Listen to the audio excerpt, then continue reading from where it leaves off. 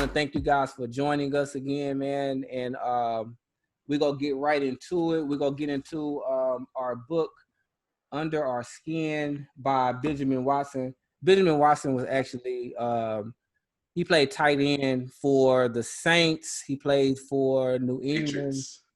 And someone else in between he mentioned in the book, but I can't remember. I remember mostly for the Saints and Patriots. Cleveland Browns. Cleveland Browns. Yeah. That's the other team. That's the other team. I don't know how long he stayed over there. But Dave, man, you want to give us a synopsis of the book?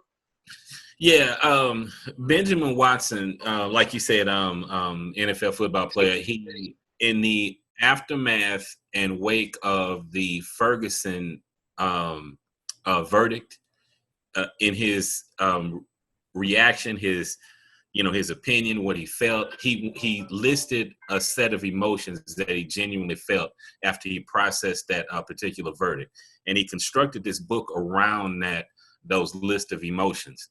And he, in an attempt to kind of explain, kind of bridge a gap and make available conversations between people, he talks about accountability, specific things to do, and some rationale and explanations.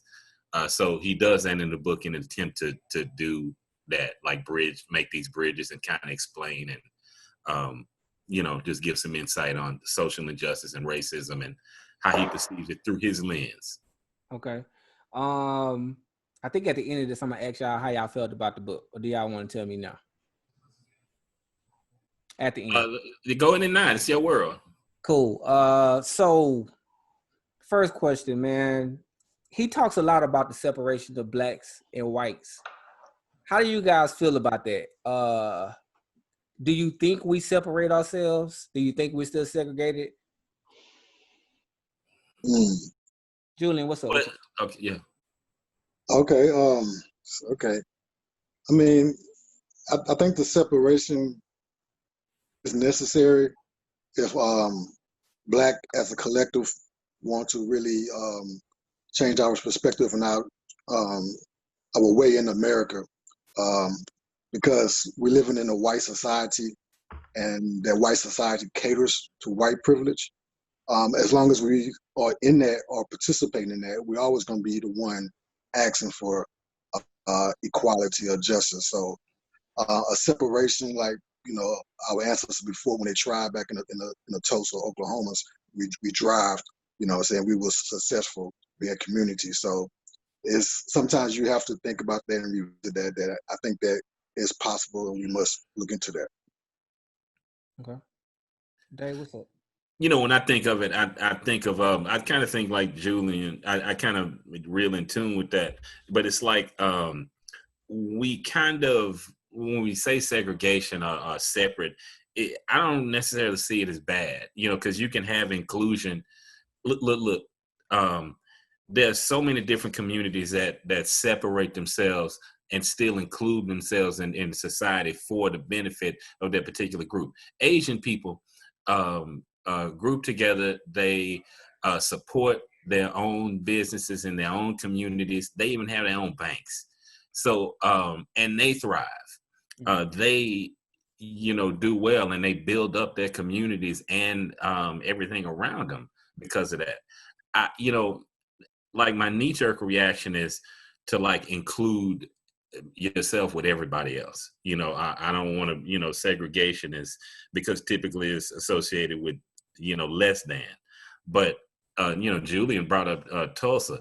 Every time that we have been separate or segregated, our schools were better, even when the books weren't.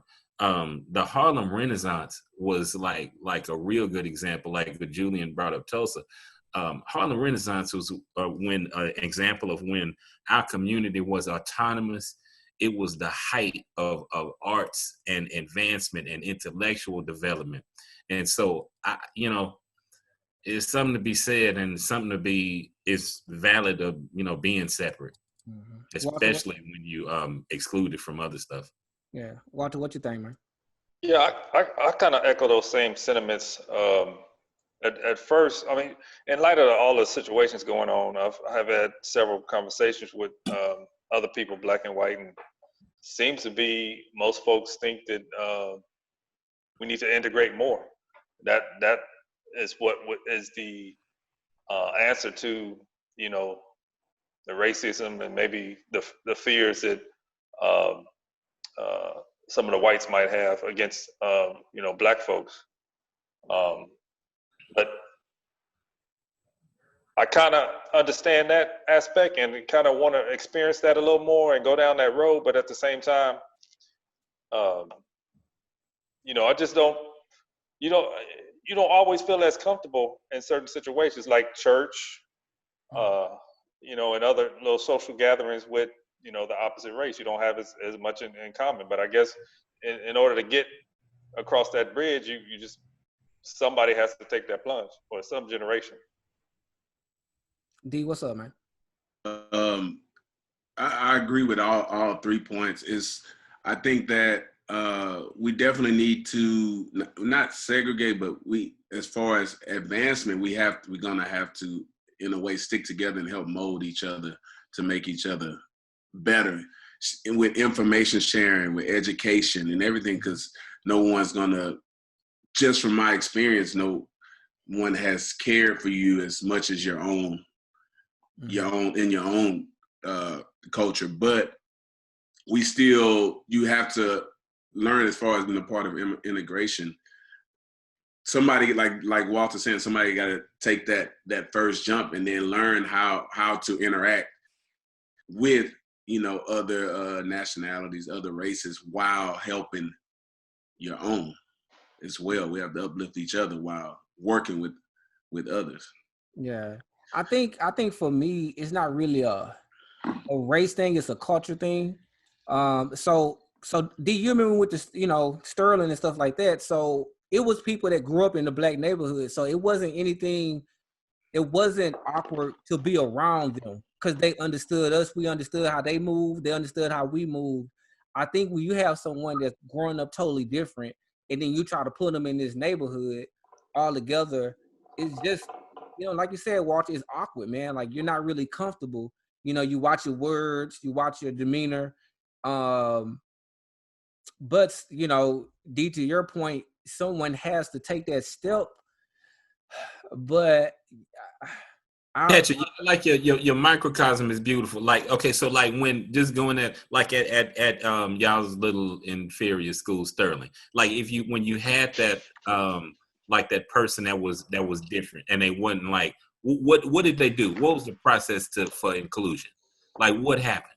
Like it just happen organically, or no? I think when we was there, it had to be a high 90% black, and then it was 90%. 96%. Yeah. And then the other Hispanic, but I'm saying, like, it was some people that was cool, like even some Hispanics, like, they were cool with us, so it wasn't a big deal, you know, to come around, hang out with us. See, and that was the thing that I was gonna bring up. They were cool with you, but didn't they stay in their own group? It wasn't a group at Sterling, but they did. You would see them. Yeah, you're right. Some point flock to their own. But you was okay with them. See, and that's what I think about your question and segregation. I think it's like a natural thing when to segregate yourself. I mean, common interest, common. It is, absolutely. You know, so it's like a thing, but it's just like within our own community, we segregate ourselves. We do.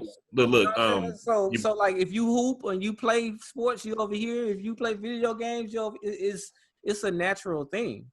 Even on a college campus, look at an HBCU campus. This fraternity flocks over here. This sorority, the football players over here. People flock. Absolutely. But it used to be in the neighborhoods as well, and now that's like obsolete. What you mean? Pretty much obsolete as far as segregation. You know, totally black neighborhoods or totally white neighborhoods. Now we pretty much integrated when it comes to neighborhoods. So why is it so hard, you know, to do the same in other areas? Is it really? Because, okay, so I don't know about your neighborhood. Mine is about 85% African American. My neighborhood. Mm-hmm. And everybody good with it, you know? And sure. Well, I was kind of going back to the book, how they talked about, you know, it used to be like a white flight type situation when blacks moved. Right about that. You don't see that anymore. You're I right. think you do. I think you do. You know, not as much. You're right. Not as much as it's not that quick white flight like it was when you people move in and then the next month they are gone. But it's look the Missouri City most recently, even the Woodlands, you know, some of Conroe. You know, yeah, it's still done, but you're right. You're right, Walt. It's not bad as it used to. So we It's, got some. it's We not got as some bad, weekend. Yeah. but more people are moving into the loop and Yeah. not moving out. We're still moving on to the suburbs, right? But a lot of Caucasians are moving within the loop now, and we're moving out. And So they still But a look, they lot of still it's do it gentrification, though. intentionally. Like Third Ward is still being bought and putting pressure on the people that own property on there to sell it. They still doing that today. So they still try to do it. You know, it's still a thing, you know. so I got an observation based off the conversation you're having. Gentrification. So I mean, as being segregated or integrated is possible. We can live amongst each other as neighbors because most of the time people don't know their neighbors. So yeah, we can live in the same neighborhood, but for us a community of people coming together and trying to you know, do something for themselves. That's when race kicks in, because one race, we're talking about whites, their psychology is different. We have whites that's allies, whites that's human, that we can get along with. But there's always a patch of whites that don't want to see black or Hispanic do better. And those are the ones that makes it hard to live amongst. So I think that was my observation, or what I'm getting from the conversation from what we're talking about now. Not even better, but even equal. Yeah, Right. yeah, you're right. That's true. Before we change questions, now I just use an example that I'm familiar with. When I worked at the prison in the early 2000s, and then you know, is working, you observe and you see, you know, a young, maybe a black inmate come in, and he's trying to, you know, it's like almost like the first day of school, you're trying to find your friends and find out where you belong. And he'll stand in the middle of the rec area, just, you know, kind of clueless on where to go, where to be, because he don't know anything. And then as time go by, you just kind of see him creep over to people, or people that look like him. He never went to any other nationality, and I mean, I'm just referring that to the, you know, what you're saying about integration. Sometimes people just stick to, you know, people who have similar struggles or look like them. But I still believe that we definitely gonna have, you know, living in America, we gotta integrate. This is just Look, American. and I think we have to integrate. I do, because I look, and it's because it's our right. You know, I'm an American citizen. I have right to buy property here. My kids, I pay the taxes, all of that here, right?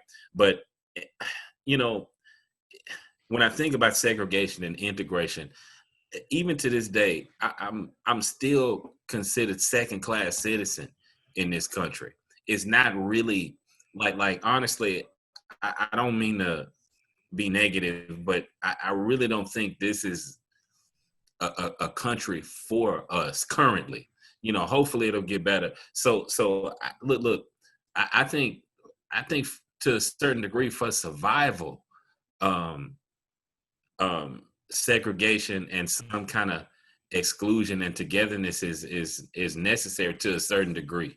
You know, we have to just so we can survive, have a sense of togetherness and a sense of oneness in community. Yeah. And I wish that we could fully integrate and just lose all these labels, black, white, whatever. But I don't see that really. It's in the fabric of this country for me to be separate and different. You know what? When you say integrate, even if we integrate and we have this utopian neighborhood or community, those conversations still need to be had. And I think without the conversation, it's pointless. You got to have those hard conversations with people, because people are biased. People don't go through the same thing. Because let's say we still the same community, we still have to go out into the world ourselves.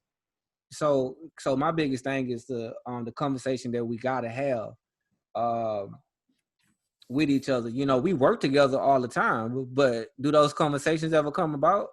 You know, so if we not gonna be real with each other, like really be real, I mean, you know, nothing's gonna come out of it. That's just my personal opinion.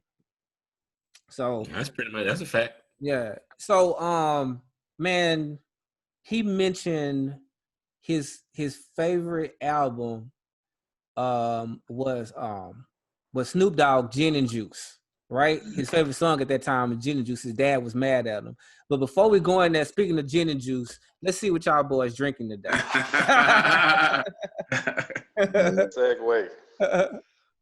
All right, Dave, what is that girly drink?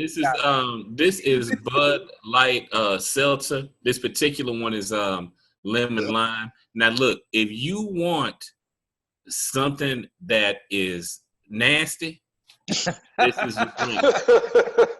This is it. This is horrible. It's terrible. And I'm drinking it because I'm cheap and I paid for it. And I did think it would go good with the beans, like I mentioned before. But look, I need to get this in the, because I don't want everybody Bud Light seltzer. Do not buy this. This is horrible. D, watch it. You gonna get sued, man. Watch it. Oh, horrible. I don't have the bottle. He's not a paid actor, so he can say that. This is my cup I'm drinking out of right there, Phi Beta Sigma Theta Rho, Sam Houston State University. I just want let y'all know what I'm drinking out of. But I'm drinking the That's not the thing drinking out of, man. Oh, okay, my bad. I got sidetracked. Yeah. It's the Dark and Stormy. I think I told y'all before. It's Bermuda. It's Gosling's rum and Gosling's ginger beer. It's the official, unofficial drink of Bermuda. It's called Dark and Stormy. Okay. It's one of my favorites. So I've had it every time I go to Bermuda. And also I'll just show y'all what I got here. I got my that's my rugby jersey. A little story come with it. It's the Texas Black Lions. I started playing rugby in '98.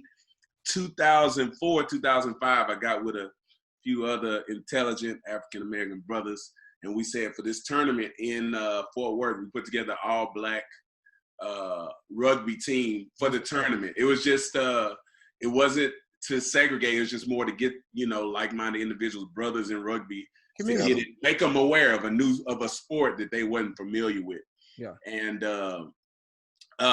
it was good. We did well in the tournament. We didn't win the whole tournament, but one quick story. It was players. He wasn't black. He came over and said, "Hey, you guys put together all black rugby team?" I'm like, yeah. He said, "Well, what if we put together all white rugby team?"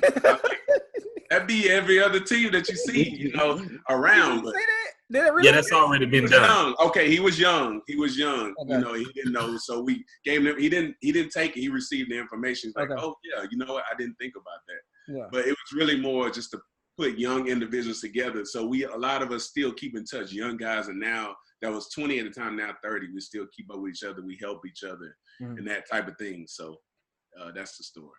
Gotcha, Julian. What you got, bro? Oh man, I'm gonna keep it simple, man. When this first came out, I was hooked on it.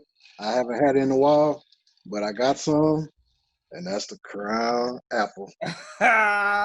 Okay, dude. Yeah. I'm drinking it straight while we're on the podcast. So gotcha.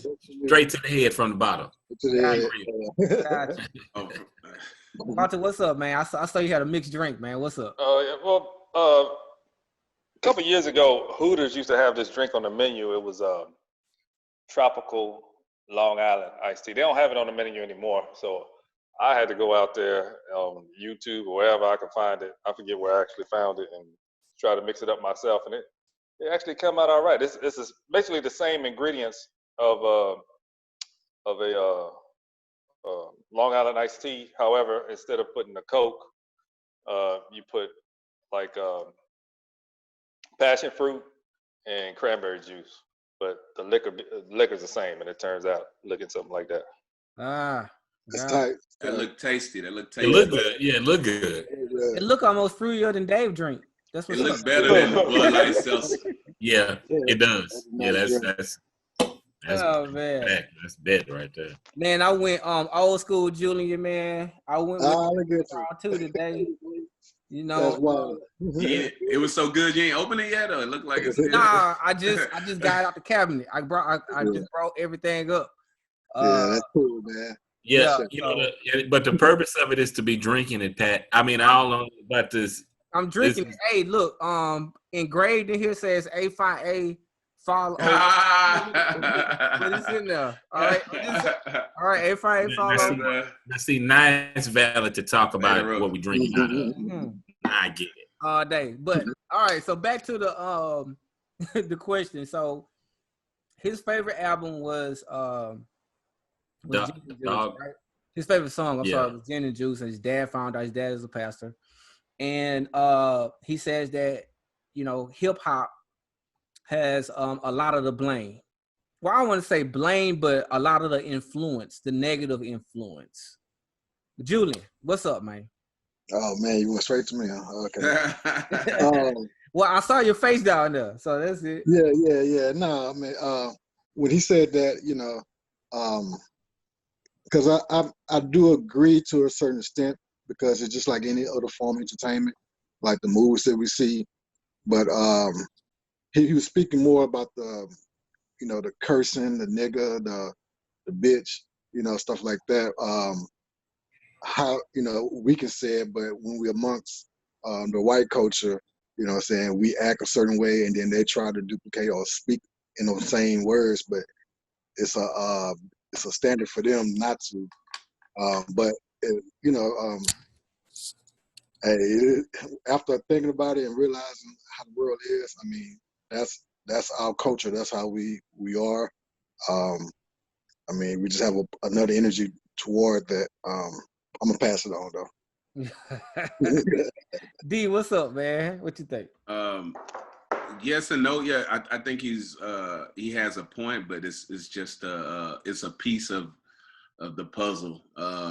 You know, when someone goes out and does something, or they act a certain way, it's not just hip hop. It's, you know, it's education, it's your family, it's your upbringing. It's a number of things, you know, and I'm leaving some things out, but it's not just specifically hip hop, because in a way, you know, it can be motivation as well. People, you know, certain songs in hip hop, they're saying I'm hustling, I'm grinding, not necessarily illegally, it could be legally, you know, I'm not sleeping. And that can motivate you in your business or in whatever activity or working out. So it's not just the negative. So yes and no. Yeah, I think he's right, but it's a number of things. You know, choices we make as grown people can't be, you know, hip hop. I'm 35 and hip hop told me to do this. Like, no, you at a certain point, you know that, you know, your choices have consequences. Yeah. What's up, Dave? Yeah, I think, you know, as the dad, you know, with two kids, I don't like the, you know, the cursing, the misogyny, the sexism in particular rap music too. I don't. But that's the father in me speaking.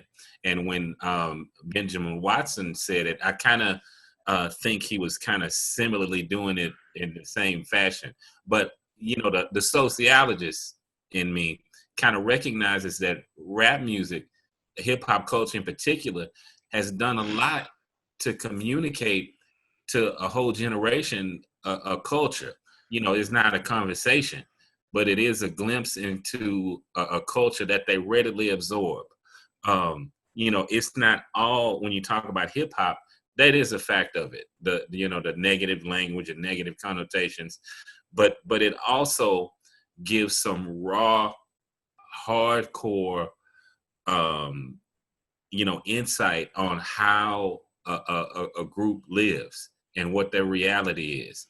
And I admit it's not always done the best way that I would like for it to be done, but raw, hardcore truth is just that. And I think that's valuable. And I think like young kids, like Not talking about just white kids that want to be black or something, but it does give like raw exposure. Look, rap music is an explosion culture for Benjamin Watson too, from his background and from where he came from. He a black man, but he didn't have insight to a lot of that. It was an education for him too. It was a cultural experience for him as well. So I appreciate it. In a bigger sense for what it does. I think history will say that hip hop rap music is one of the more real influential genres of music ever. But just because it's influential, does that mean it's positive? Look, that's up to us. Gotcha. Like in itself, inherently, no. Okay. Matter of fact, that it can be either. As a matter of fact, I think it's neutral. I agree. I think it's neutral too. I think it's neutral. I think it's neutral, and like Benjamin Watson was saying with his dad, I think his dad's a good point. Sometimes you're at a point in your life you're not mature enough. You're not at two parents. We're not certain kids at a certain age. You're not mature enough to switch it off. Like in the morning, I could be. I can listen to, I can be going to work and listen to Nook, if you buck, huh? Nook, if you buck. Then I get in the office like, hey, this is Dennis. How may I help you? Yeah. You know what I mean? But kids don't know how to switch it off. They just think that's the whole life 100%. No, you can take certain things and use that and let that fuel you, but not let that become you. Right. Walter, what's up, man? What you thinking? The only thing I would add to that is I think rap is getting a bad rap. No point taken. I believe people don't look at it as what it is entertainment, and we can look at other types of music or movies or other different types of entertainment and just enjoy it and leave it where it is. You don't hear people making the same kind of negative comments about the same type of movie that they're using all the same profanity and derogatory towards, women and that type of the same thing is going on in other areas, and we don't look at it the same. So, you know what, Pat? Before you start, your mind, before I forget, when I was listening to the book and when he spoke about that, based about what Walter just said, we was in an era when a lot of New York rappers took on a name of a actor or a glorified actor, you know what I'm saying, like a role, like Capone, the Noriegas, or just, you know what I'm saying, they get on rappers for being this particular type of negative influence. But if you listen to some of the early rappers in the 90s, they was influenced by the TV or the movie actors, the gangsters. So when I heard that in the book, and Walter just reminded me, I looked at that. Well, we was influenced by the TV, and then portrayed it into the music. Yeah. Okay. That makes sense. I feel you on that. I was just gonna say, I kind of look at it as like rated R movies. Like certain kids, whatever, they not ready for that type of movie or those type of lyrics. Like, so I think as parents, guardians, you have to know what your kids listening to, just like you gotta know what your kids watching. So that's just the way I look at it. I mean, now, it's not a big deal for us to watch radio movies. You know what I'm saying? We grown. Hell, most of us don't even listen to the current rap people that's out right now, artists that's out right now. Yeah, I did. But look, I see. Can I ask y'all something? Do y'all remember? I know I'm a little bit older than y'all, but do y'all remember the first time? And the context is going to be different, but maybe y'all can. The first time y'all heard NWA, I'm apologies, but I remember. Y'all remember the first time you heard that? Mm-hmm. Yeah. Oh yeah. And speaking for me, it was like, man, they really did talk for me. They were a spokesperson for me. They were screaming what I wanted to scream, ever since the first time I got thrown in the back of a police car for just flossing too much, you know, and getting handled by the police. You know, they spoke for me, and it's like those you get that all through hip hop music and hip hop culture and rap, through all the negative stuff. It's in there because it's a part of, you know, like a truth telling, you know, real raw kind of genre of music. So, you know, the dad, no, but for the big picture, I think rap music is I get it. pretty good. But in addition to that as well, even if you don't have those experiences, it makes you go and see, why are they doing that? Why do they have that type of attitude towards, you know, supposedly quote unquote authority or law enforcement? So it makes you possibly even dig a little deeper and see what's going on in their, you know, their cities and their towns. So it brings awareness even to those who aren't experiencing with the same thing they're experiencing. Does it really bring awareness? Because, you know, I think of this all the time. NWA, when the NWA album dropped, Dave, what, like 80 something? 80, yeah, I was gonna say 88. 88, right? Yeah, the stuff that was going on in 88, they've been talking about crooked cops and everything else. And now people kind of just catching on, like, oh shit, they wasn't lying. You know what I'm saying? We talking about 1988.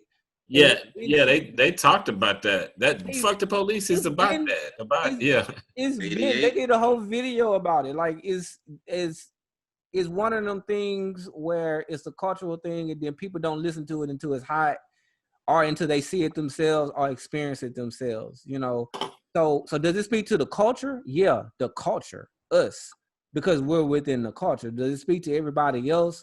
Probably just the, you know what I mean, the lyrics, the beat, the way they ride the beat. That's about it. But I don't know if it speaks to everybody if you're not in the culture. I don't know, man. I think. Do you think hip hop rap music influenced white children? Yes. Yeah. Yes. Do you think it? But do you think to any degree has it shaped the way they think and view and process Black people? I think so. I think Future. I think Future makes people use drugs. You hear do a song Percocet, Miley Percocet. It's just like going into your mind. And someone that doesn't know about drugs, be like, "What is that, Miley Percocet?" Yeah. And they go and seek it out, and they know what it is. Why is it so popular? Well, let me try it. Yeah. That's the gateway. It's like a song is just leading to more drug use. Yeah, so just it got to be cool. Yeah. Exactly. And he got a lot of money. He got women. You got the money, and you got you got the got cars. Yeah, got all of that. Yeah, Steve Harvey's daughter. So look, I'm gonna keep it moving. No, but that goes to the next thing too. What you gonna say too? What Benjamin Watson saying when they saying F the police, but it's like it's this, and I think it's in the book as well. He's like, we have that responsibility as well. Mm-hmm. But go ahead, Pat. I'm sorry, I didn't mean to cut you off. But you know what? I'm glad you said that. Dave and I talked just a little bit about the book, and Dave was saying about Benjamin Watson. What do you think, he's within the hood or he's coming from the outside looking in? It's unfair to say coming from the outside looking in, but I'm just saying you're right. What I think is not fully my perspective. See, like when I read, when I was reading it, or listening to it, it was pretty clear that he grew up a little bit more affluent than me. Even his grandfather, was, he suffered his injustices, but he had means. He was they were, I'm not saying they were well off, but they were he had a different perspective. Yeah, he did. And look, it's a good thing. But Benjamin Watson grew up with a nuclear family. His grandmother, grandfather intact, his mother and father stayed intact. He's a father. So they had money. I mean, he's still a Black man in America. I'm not saying that, but grew up, pastor's kid, they had little money. They they didn't have to worry about eating or gun violence or whatever. It was a different kind of thing. So I'm not saying his opinion is not mine, but you can tell kind of the lens that he's giving it from. See, like when Ben Watson says, let's forgive, let's pray, Man, let's do this. He can, because from his lens and his perspective, he has a certain degree of protection, or he can hedge his bets. But a lot of people cannot. That's frustrated. That have been marginalized. They're not going to readily share that, kind of accept what his solution is, because it doesn't ring the same way. But I get it. It's not incorrect. It's just his perspective. I don't mean to imply that. I don't. Yeah. But he's coming from a different perspective. It is. Yeah. Look, a white dude, if he wrote a book trying to heal or bridge a gap or give these anecdotal experiences based, backed up by data like Ben Watson did, it'll be different too. It'll be completely different how he construct those points. Like Benjamin Watson's is fully like the backdrop is his Christian viewpoint, his his faith, and how he resolves and processes it through that. Good. I appreciate that. That's good. But I think a lot of Black people tired of forgiving. Yeah, and that's what I was going to go into. He talks about forgiving a whole lot. and making Black people accountable, and even calling it sin nature to hold it against other people, riot, or even defy police authority. He actually describes that as sin nature too. So miss me with that. Forgiveness. Do you think that we're taught to forgive too much? Yeah, miss me with that. I'm tired of that. That's a slave master device. That's a slave master device to keep us complacent. Mm-hmm. What is it called? Forgiving with no consequence. He talks about it too. Like for you to really forgive without repenting. But it ain't no repentance without forgiving. So it's a lot of empty, stuff that's, you go ahead and be a Christian and take the high, but we've been doing that too much. Mm-hmm. So I think that kind of don't sit well. That's kind of like one of the things that didn't sit well with me with the book. I'm, tired of that. So that forgiveness, it just, that's a Christian religious, standard to forgive your enemy or those who, trespass against us. Mm-hmm. I mean, it has its, places, but when it's wartime or battle, saying it's all about justice. It's all about, in the African perspective, it's called ma'at. It's divine justice. Forgiveness is one thing, but you have to pay. But that's biblical too. That's biblical too. It's biblical, but biblical is based off that. You know what I'm saying? Yeah. And in the book, though, he did mention, he raised the question: how do you forgive someone who doesn't repent? As the same things happening over and over. So he did bring that about, and he's that's still the required. question. He still required it of us, though. He did bring that question up himself. Yeah, he did. Yeah, so he did.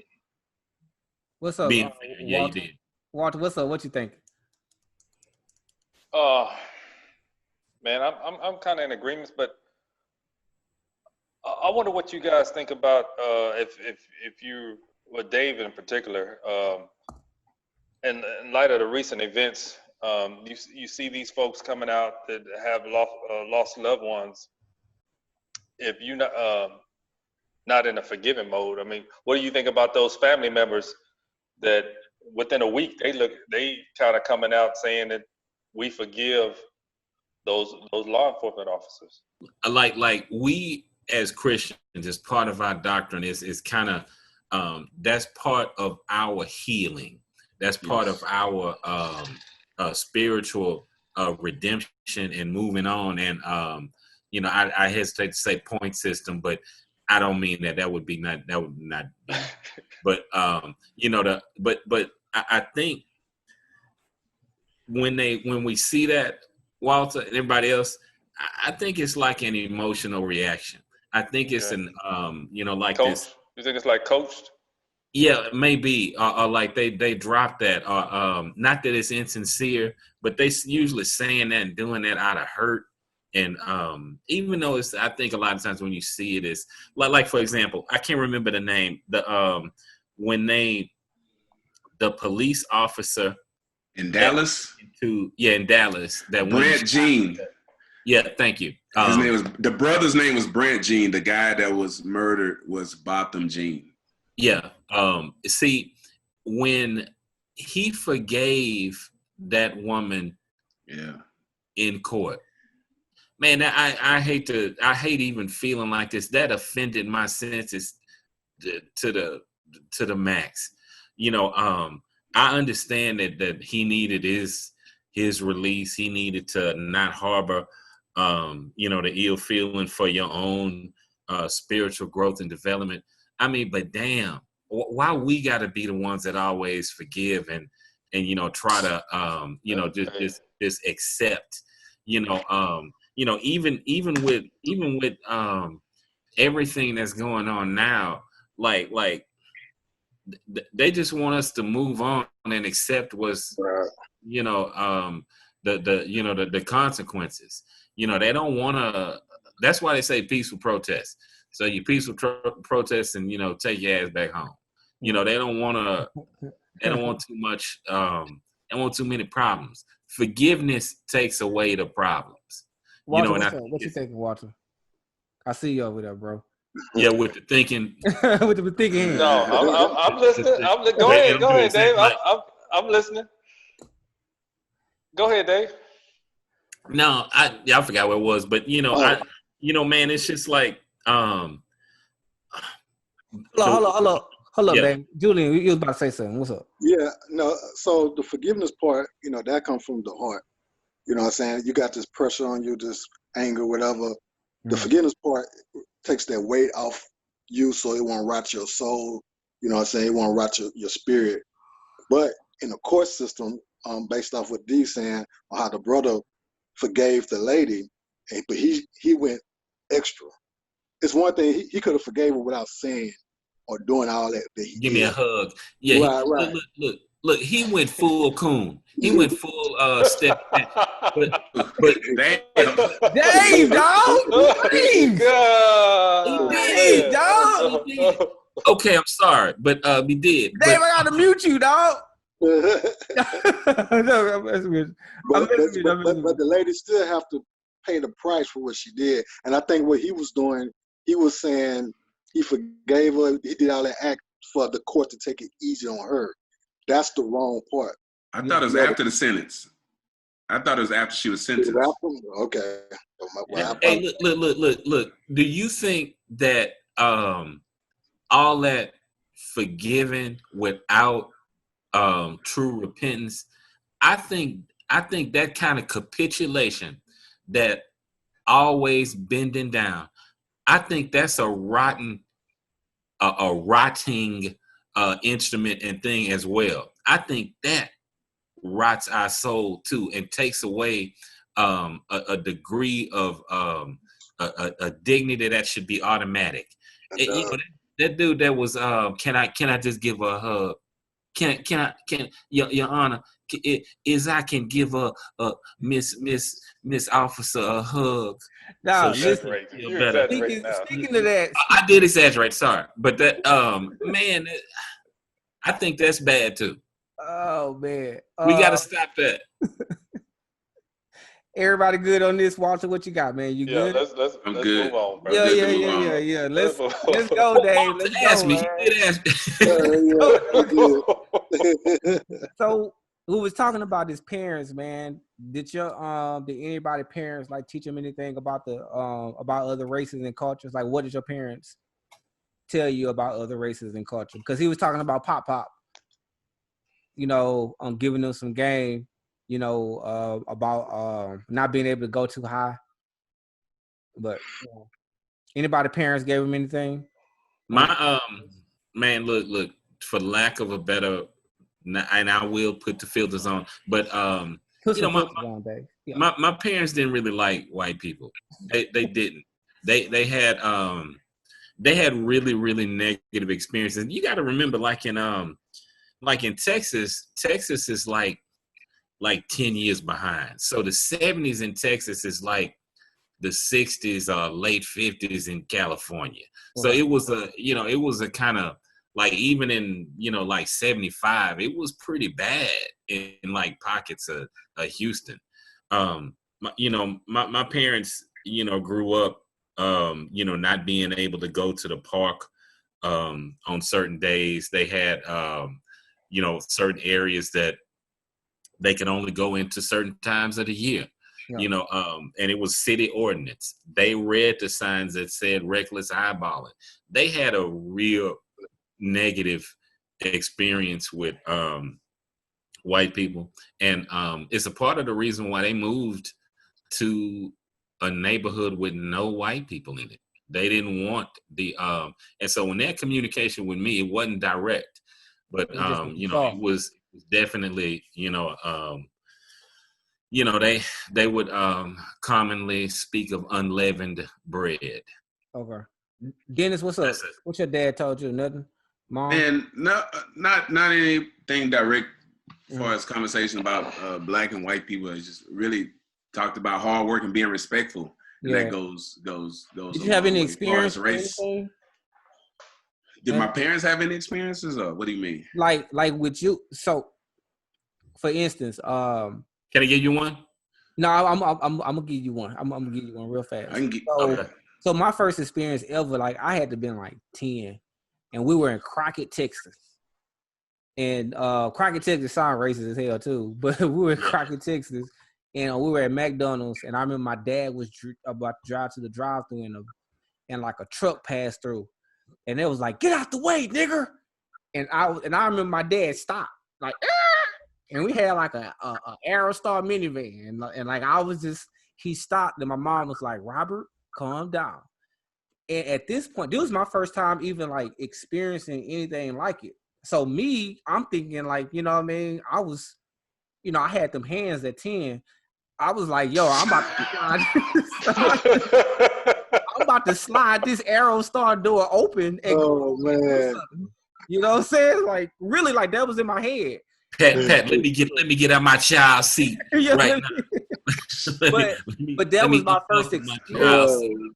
But that was my first experience with anything like that. Like I thought that was crazy. My dad just stopped, and he thought about it, but he ended up still going through the drive-thru. You know what I mean? Like think about it. At this point, you got 2 kids in the car. You got your wife in the car. You know what I mean? Like, why make it bigger than where you are? You know what I mean? You're in Crockett, Texas. You're not gonna win this. So.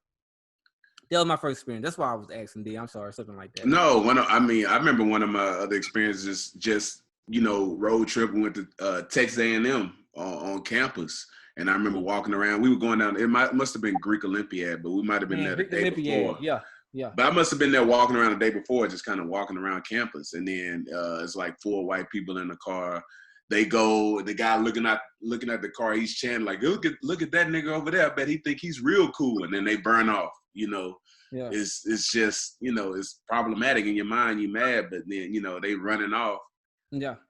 Burning off. What can you do? But it ain't about the life, but it just stays in your mind. Mm-hmm. And it's crazy. Yeah, he talked about that too, not knowing that it was the issue until his friend, he liked a girl or something like that, and he couldn't. She would like you if you were. Right. It took the Asian guy to tell him that, the Asian boy. Yeah. Tell him. Yeah. And he was probably hating because he had to design on it. Yeah, that's hating. Right there. Walter, anything happening? Hey, coming up, growing up, I was that kid in middle school that was bus to the white school. Oh, okay then. So yeah, so So you Benjamin Watson then? no, not so much. But anyway, I remember a couple instances. One in particular, we were in class, and I kind of developed a role as more like a kind of like a class clown almost. That's kind of how I was accepted in some of the classes. But there was um, one particular Anglo, a white girl. She she was kind of at the same economic level that I was, but for whatever reason, she resented the fact that I was in her school, and I was used to have the audience a lot of time in class. They would just like to hear what I had to say, I guess, because I was coming from a different area that they weren't used to. So she, after one of my stories I was telling one time, she couldn't take it no more, and she wound up saying that, why don't I just go back to where I come from? Why don't I? Why are you here? Why are you this? And why are you there? And she, I mean, just real negative, nasty stuff about I had no place there in her school and on her side of town. And it was me and one other black boy in that classroom, and he was from the same neighborhood as me, and we just had no response for her. We was like, I don't know. We actually got so angry. We couldn't put no. It was a female, so we couldn't put no hands on her. But we just got so intense, so angry to the fact that we just started crying. Really? And the teacher had to like come and intervene, and she wound up getting expelled or whatever, because I mean she just said some like real, I don't know all the details, but I remember she said some real hateful stuff to the fact that I had no place there in her school. She went full Dixie. Real, yeah. Man, it hurt me to my core. we have to talk about that. We had to talk about that. I think that's gonna be our last topic, man, because we got about 10 more minutes left. Julian, what you got, bro? Oh no, I don't have anything clearly to recall in my childhood. Great. You know what I'm saying? My mother, she raised me. My dad was in the Air Force, but I do remember my dad coming back, and he would come every 2 years on the sunny side and say, "Hey, don't remain in this neighborhood like like these other guys." But I remember him telling me he got a job at the AA. He was in the Air Force, so the FAA. But he said that he was the only black in his office, and they were they was racist toward him. But he wanted to prove to them that he can do a job they can do and better. So he put that in my head as a young kid that I could be doing what they can, even better. So that stuck with me. Yeah. So I'm gonna get one more question in, and then we go ask how everybody felt about the book. Cool. And then Julian gonna give us the quote. He was talking about the quarterback from Michigan, how he kept being called nigger a whole bunch of times during the game. I don't know if he sucked or whatever, but I mean, we see it on Sundays and on Saturdays on different universities where these college players are make up half of the percentage of the minority of the school, all the sports. So how do you guys feel about that, man? D, since you're the athlete, dog, you're the only athlete that we have, right? Well, I'm sorry, I'm lying. You had it right the first time. My bad. I don't know if you can go back now. I don't know if you can go back. Look, that's on wax. It's on. Catch me on the court. It's on the recording, man. I'm kind of mad he didn't call me for the rugby team though. Like he know I can pretty much do everything. You ain't got no chin though, man. As soon as the first time you get hit, you done. No, what you think, man? Because you do play a mostly white sport. I do. I must say with rugby, I started playing in '98. It's been like 95% of the people I met or more, it's been all love, no matter what.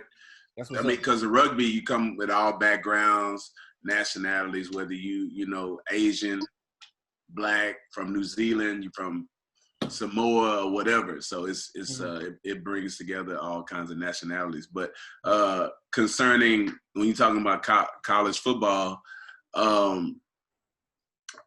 you referring to whether they should go to HBCUs versus D1 schools, or what are you saying? Well, in the book, he said when we're on the field, we can't help but notice that almost the whole stadium is white. So what is that about? And then you call me nigger. As Black players, we seem like we're the old circus. We're just entertainment for you. I think, and I won't take all the points. I think that just shows how far we're behind economically, that, you know, certain non-Black or whatever, they're able to afford those tickets, because I know college tickets are expensive. Yeah. So do you think it's the college teachers or the college students? Because well, you in Iowa, yeah, but certain campuses have more, you know, African American players there. But I guess depending on what university you at, but a lot of Black people, they can't afford to go. And you know that a lot of those, you know, the colleges, they in certain areas is predominantly white, but they recruit the Black, you know, African American players. You just recruit the best players. That's what football programs do. And if I'm a program director, whether no matter what nationality you are, you're gonna try to recruit the best players so you can win. You can't help what the demographic is or who lives outside of the university. You there to win. So, but do you think that they see you like outside of that? Do you think they still see you as, you know what I mean, equal to them, or are you just a football player? No, I think they see you less than just because of how they grew up. Like if you grew up in a certain area, I don't want to use a certain state, but if you grew up in a certain area, you hadn't grew up around Black people. So you only know what you see on TV, or what you see on videos, or what you see on YouTube, fight videos. So that's the only thing you have to relate to until you meet someone in person and they educate you. So I go back to what year was it? 2003. It's like 1 a.m. I'm at a club in Australia, and the Australian guy like, hey, yo, what the homeboys in the hood doing? They just kicking it or what? I'm like, man, I don't talk like that. I don't even know why you come at me like that. You know, I had to take him, you know, and educate him, because he had no clue, you know, and you know, unfortunately, it came to the point where I had to give him like a little sock in the eye because he was just being, you know, annoying. Damn, but after that, no, I gave him, like, he kept like coming at me with the yo homeboy thing, and he was getting aggressive, so I just gave him one. He laid out. He got laid out. The bartender pulled him out because the bartender played on my rugby team in Australia at the time. He was a big Samoan. So y'all were cool there. The bartender was cool. No, this dude I didn't know. It was a white guy from Australia. They drug him out. 2 weeks later, it's about 2 a.m. I'm at another bar on another side of town in Australia, and then somebody tapped me on the shoulder. I turn around. It was that same dude. This is a true story. Same dude. He was like, "Hey, you remember me?" You know, and I was like, "Nah, I don't think I do." He said, "You punched me out 2 weeks ago." I was like, "Oh, I probably did." So he said, "Hey, I wanted to apologize. You know, somebody had talked to them, and then I talked to them. He bought me a drink, and we had a little conversation. That's what's up. We got a little education, but that's what's up. Opposed to what you're saying, they don't know. They look at you as some kind of sideshow until they're able to meet you and realize that you're a real person. Cool. Cool. What's up, Walter? Unfortunately, I think that we kind of looked at as like in the old days, like some gladiators, you know, and we just in the ring and they kind of betting on us, or they seeing who gonna triumph over another, you know. So because of what happened during slave time frame, I think now we have an advantage, or we're gonna always have an advantage in sports, and physically we're gonna have an advantage over them. So now they just trying to see, you know, in what way that they can profit from that, or they can be entertained by it. So I think that's why they come and probably try to antagonize you or say little stuff that's gonna get under your skin when you on the playing field to do better. Yeah. Yeah. What's up, Julian? Just listening to that, I thought about how they bet on horses. You know what I'm saying? And then I'm thinking about, they really don't see us as humans or people, so they see us as animals. And like I say, our physical ability is much advanced than theirs. So, they're amazed at it, and they're so caught up in that amazement, they don't realize that we actually are human beings. And, we can get offended, you know what I'm saying? Or, you know what I'm saying? But it's a trip on how they look at us. It's the psychology in the racial tension. The white psychology is they look at us in a different way, and I think as long as they keep looking at us in this way as we are animals or something else, it's not going to be no equality. Okay. Dave, what's up, bro? I think especially with college athletics and the way it's structured, I think it's actually one of the most diabolical, nefarious institutions that we have in the country. Like the way that they take in the black athlete and make him an employer and just minimize the academic aspect of it. Like the bottom line is they don't get degrees. They go there to play football or basketball or baseball, and they, typically they leave a little bit past sophomore level because they are there to just run their eligibility and do it. But that is when personal responsibility comes in. If a young man, a young woman is given an opportunity and a scholarship, it's up to them and that family for them to complete it and take advantage of that. We get caught up in dangling a professional career, in professional sports as a thing. But I forget the exact number, but it's like point something percent you going to the NFL. And point something percent of you last more than what NFL more is than like. Even if you do get there. Yeah. And so you doing that and not completing your degree. We and it's the thing that they do intentionally. Like he brought it up in his book. The the counselors don't give you the information. It happened to me. I knew, it probably happened to y'all too. I knew it when it was happening that they weren't giving me information. And this is a guidance counselor. This is somebody that is their job to give you that for next steps and guide you to get this degree. But they don't for the black athlete. And the white athlete is treated differently, not just because of their own. I think a lot of times they know they're there to get a degree, and a lot of times they do get it. But, more so than black athletes. But they percentage is probably even less that they're gonna make it. What's thanks that? to us. I say their percentage is probably even less that they're gonna make it thanks to us. Yeah, because but yeah, it is less than making it because of us, but their percentage of getting their degree is higher because they know that's cultural too, and I get that, but man, that's one thing we need to change.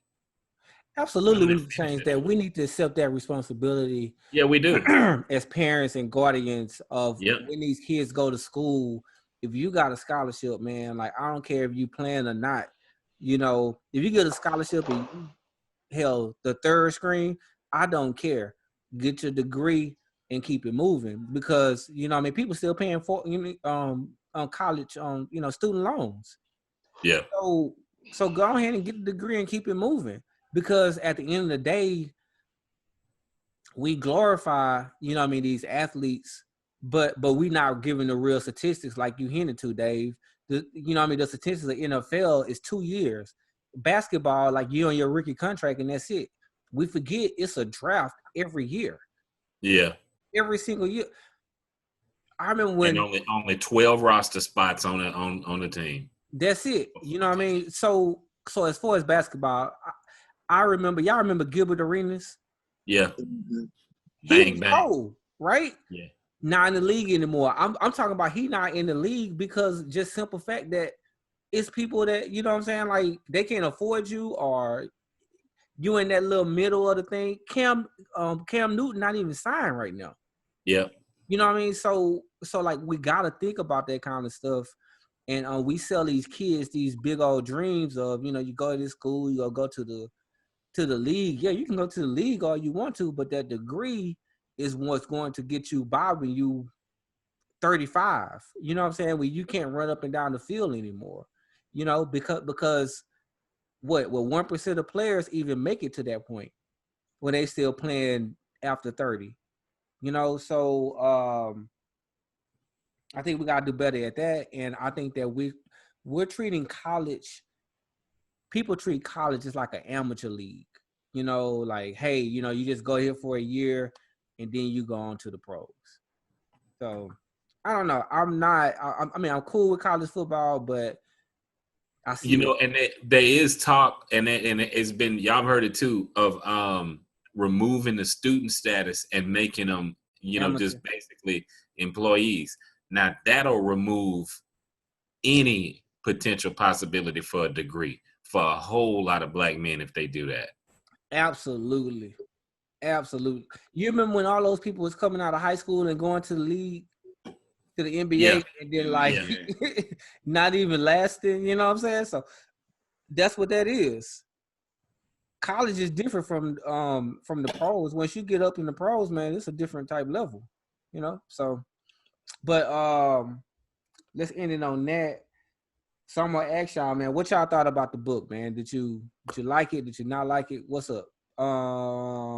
Walter, what's up, man? What you thinking? Did you like it? I like I like the fact it was well rounded. I mean, he started off talking a little history about his upbringing and you know how he came to be. I thought it was the part about his pop his, you know, spending time with his grandfather in Washington. I found that interesting, and I think that's kind of how he got his balance, because you said he was, well, you didn't, but the book talks about how he was brought up in an affluent Yeah.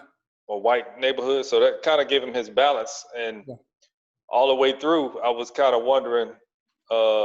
He didn't say too much about his father until, you know, like he got right to the end almost. Mm-hmm. Then it was like a whole chapter dedicated on his father, and it kind of brought it together. But in light of the recent times, I think it really gives you some food for thought. I think he has some answers, how we can not end the racism, but maybe try to curve it a little bit to try to actually um, Take some steps, mend, man. mend some of the fences. Mm-hmm. You know, I like some of his suggestions in regards to um, reaching out to white folks or somebody outside of your race, Mm-hmm. and being friends with them, and then you, after, you know, you make some kind of a bond with them, you can uh, go out and do stuff together to uplift the community, and others can see and learn from that as well. So, I mean, you never know where that, when you plant that seed, where it might grow. Mm-hmm. So, but I do recommend the book and like it for that aspect. All right, Julian, what you think? Oh yeah, I definitely like the book. Listened to it about 3 times. By him having that awareness, growing up with having white friends and being in their homes, that put a good perspective to what his narrative was. Um, one thing about the book, it I recently had experience a couple of years ago that when I heard him how he speak to his friends or white friends and they speak about race. I had an incident. I ain't gonna go into detail about it, but I was invited to a white friend home. Showed me his guns. You know what I'm saying, how he put it together. You know, we was cool. You know what I'm saying. I'm not a racial guy, but he knew He told me himself, man, I know you Black Power, man, but you're cool, this and that. You know, he was a cool dude, you know. So while I'm in his house, he invited some other people over, and they were Hispanics. So I knew he hang around Hispanics more than he do Black, because but I had this we call it virtual reality mask thing on. You play the game, first time playing it. So I got this thing on my head, and I'm falling out down on the ground, and I'm hearing something saying, you know, look at this nigga. And in my mind, I'm like, I got this thing on my head. I was like, I know I ain't just hear what I thought I heard. So okay, I'm playing the game again. I got this thing on my head, and I'm falling to the ground again. And he said it again. This time I heard it. So without me even realizing I still had this virtual reality mask on my head, I automatically put up my dukes. I'm looking for him. Like, hey, where you at? What you say? What you say? You know what I'm saying? I couldn't even take the mask off. I'm trying to fight him, not even fight him, but that was an automatic. Yeah. You know, like, you know, he could have knocked me across the head, got his guns, whatever. And I'm here, you know, I'm like, I'm confronting him in his own home. But then I realized the psychology behind it. He hung around Hispanics who says it on a regular basis. On time, yeah. And they allow him to say it.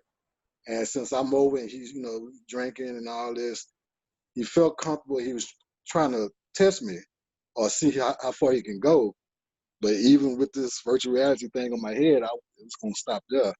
You know, and then later on, a couple of days while he was sober, we both, you know, speaking man face to face. He apologized. He said, man, I was drunk. I'm raised in Alabama.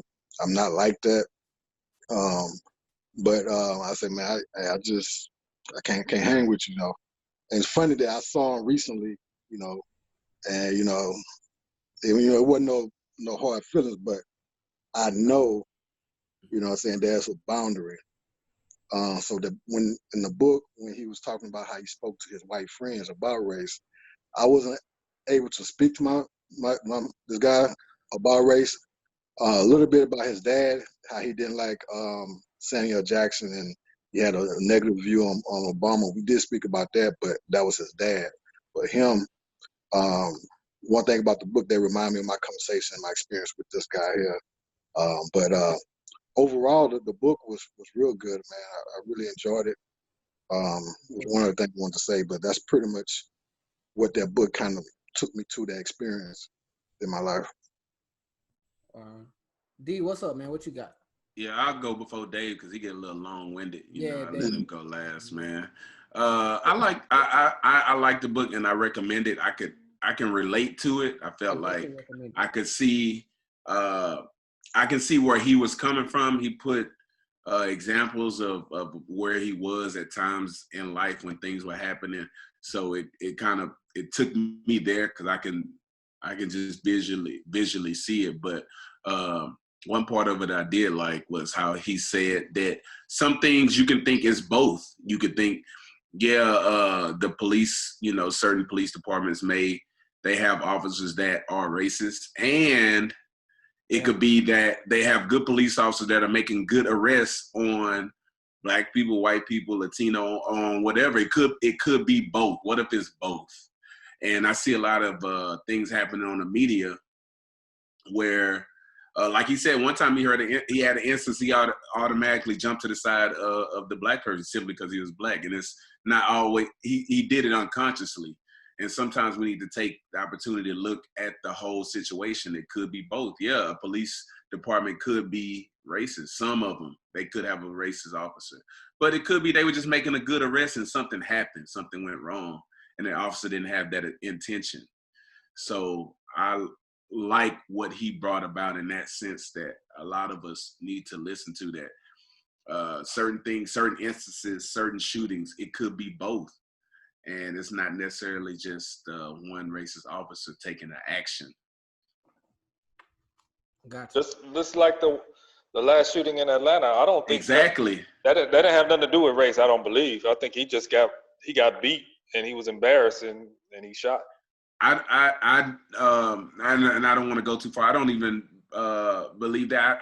When I saw the video, I saw that he didn't reach for his weapon until the guy turned around with the taser. And just in the legal sense, in the Tennessee versus Garner, it was a legal act. But I don't know if that officer was, racist or not. I don't know what he does in his off time. I'm just speaking on at the timing of the incident. It didn't appear to be that way, but it's still an unfortunate incident that the guy died from it. So. And after he shot him, he kicked him and stood on his shoulders, and I think that's the I'm with you, D Nice, on that particular thing. That's not certain that he was incorrect in the process when he got shot. Don't think it was absolutely necessary, but I can kind of see that one. But that standing on his shoulders and kicking him after and not rendering aid. Yeah, they those are the three things that that I think the racist stuff comes in. And can I add on to that? If he wasn't black, would he have pulled his gun out and shoot him? Matter of fact, that's the racial tone. Look, go all the way. If it's a white woman, do you? Right. That's what brings in that racial tone, because it's far too often black people are getting shot, and then you see these other instances where these other white people are fleeing or talking back to cops, and they live. Yeah. I thought the book was pretty balanced myself. I would definitely recommend it to anyone. I think it's a great read, and anyone that read it, honestly, like if I had a lot of white friends, I can't think of one off top. Maybe some people I work with, maybe I'll give it to them, and then hopefully have a quick conversation with them about it. So, because he does a good job at seeing both sides of the story, and I think that was his whole point of the book, to see both sides of the story. It's not the one-sided angry black man type thing, but at the same time, he is telling you like, hey, this is why I'm angry. You know what I mean? This is what I see when I see the cops, or I see these videos or these verdicts and so on and so forth. So I would definitely recommend the book. I think I'm gonna tell my son to read it and a couple of other people. So and Julian, did you say that he didn't like Samuel Jackson? Yeah, he was talking about his father. We was having this conversation, because like I was tripping. I was just like, you said, right. Dude, like Samuel Jackson? Right. All people. Like out of all people, like. Now at this time we was talking politics and stuff like that, and he brought up his dad, and he said, he's talking about Obama, he's talking about Samuel, and he said it in a way that made me like, all right, maybe your father is borderline racist, but I can't necessarily put you in this category. But when that incident happened, that made me think. But by me knowing him, it didn't come from a racial, energy. It just came from he trying to be down. So he didn't like Samuel Jackson. Samuel is the blackest man in Hollywood now. He is the blackest. Unapologetic. But damn, like, is it because he did Snakes on a Plane? Like, I'm not understanding. Like, I never did. I can't tell you why, man. But he, like, damn, Samuel Jackson. Like, damn. Yeah. But anyway, man. What you got for your quote? Do you have a quote? Well, okay, and yes, I do. Oh, you did, Dave. You just talked. I did. I told you about it. Okay, all right. Hey, I didn't, but go ahead. You drink Bud Light Seltzer, man. Like what did I say about the book? What did I say about the book? Hey, he muting you again on the cool. Okay, on the cool, I can take it. All right. What's up, Julian? What you got, bro? In honor of the book of what's his name, Benjamin Watson, standing from both perspectives, I'm gonna come with two quotes. One from a white woman, she's an American author, and one from a black civil rights woman leader. The first one from the Lois McCaster Bourgeois. She has a quote saying, And this is for the people that's died in these events. The dead cannot cry out for justice. It is a duty of the living to do so for them. So that's for all the ones that's fallen, that's in the hands of the brutality. And then of course my favorite, Angela Davis. Justice is indivisible. You can't decide who gets civil rights and who doesn't. Gotcha. So those are my 2 quotes. That's what's up, man. Well, man, I want to thank everybody for showing up, man. You guys, man, for reading the book. Been a good meeting. The next book is your book, Julian, Dr. Sabi, My Journey with Dr. Sabi. My Journey with Dr. Sabi. I have the book. I started reading. I got to the first chapter, so I started reading that. I just thought this book would be better for, you know what I mean, the climate that we in. So we'll sit the book club like for next month, probably around this time here for next month. So man, I appreciate it, man. Thank you, everybody.